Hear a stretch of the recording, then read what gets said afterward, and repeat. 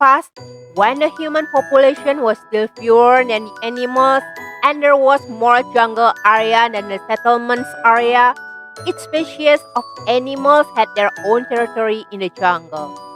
It was said there's a flock of parakeets that live peacefully and prosperously in deep inside the forest at North Sumatra, which is now nowadays as province of Aceh.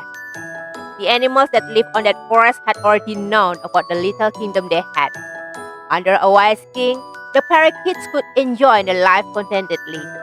They had a system that kept the young chicks and eggs safer from the predators even in the nighttime, especially snakes and owls. The adult male parakeets always took turns in guarding their territories.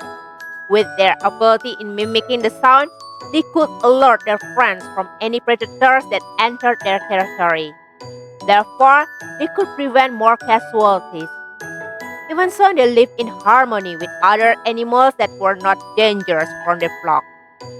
Little did they know, humans had begun infiltrating their territory and they would become disturbance for their community.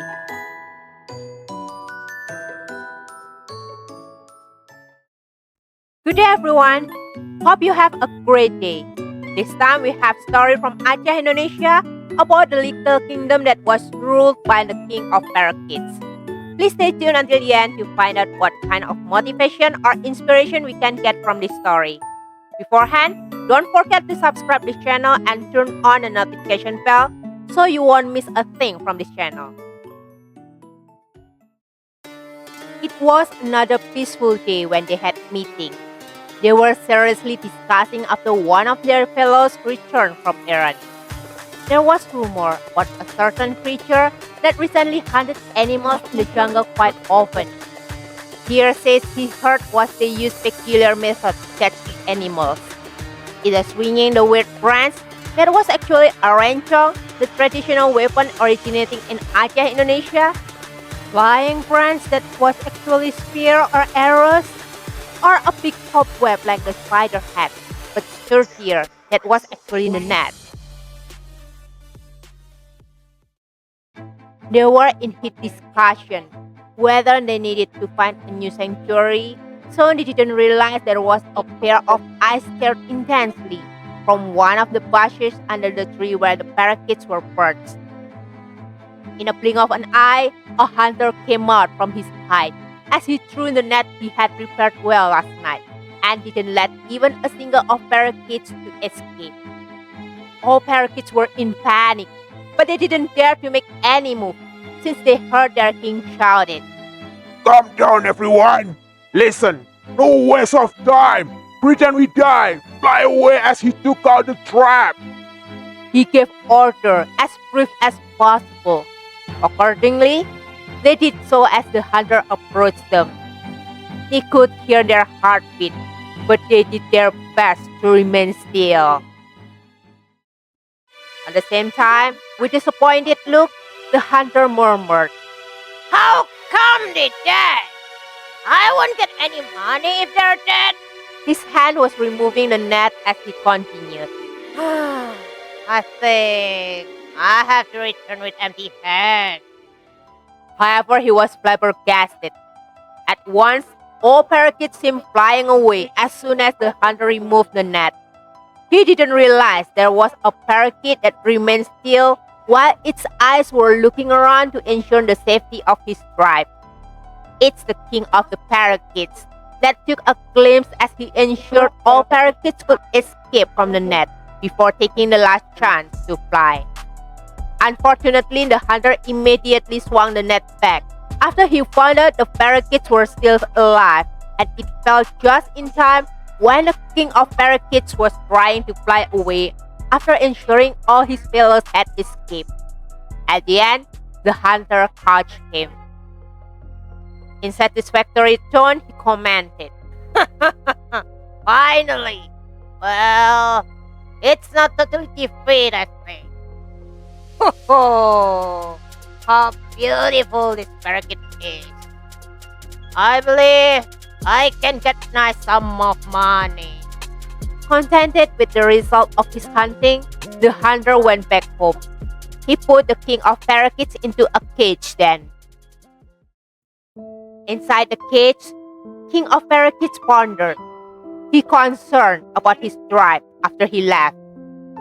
He wished all of them were fine. Previously, he had tried to unlock the cage, but he failed.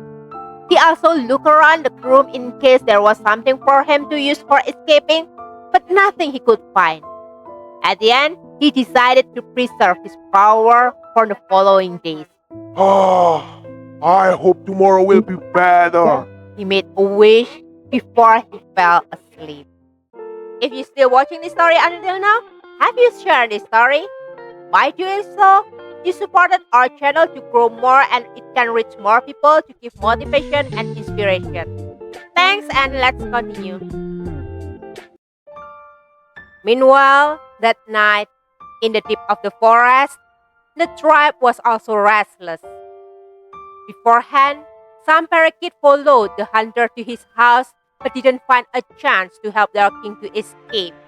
So they returned to the tribe to report what happened. An urgent meeting was conducted to make escape plan for their king then. Special unit of the best parakeets was formed to rescue their king.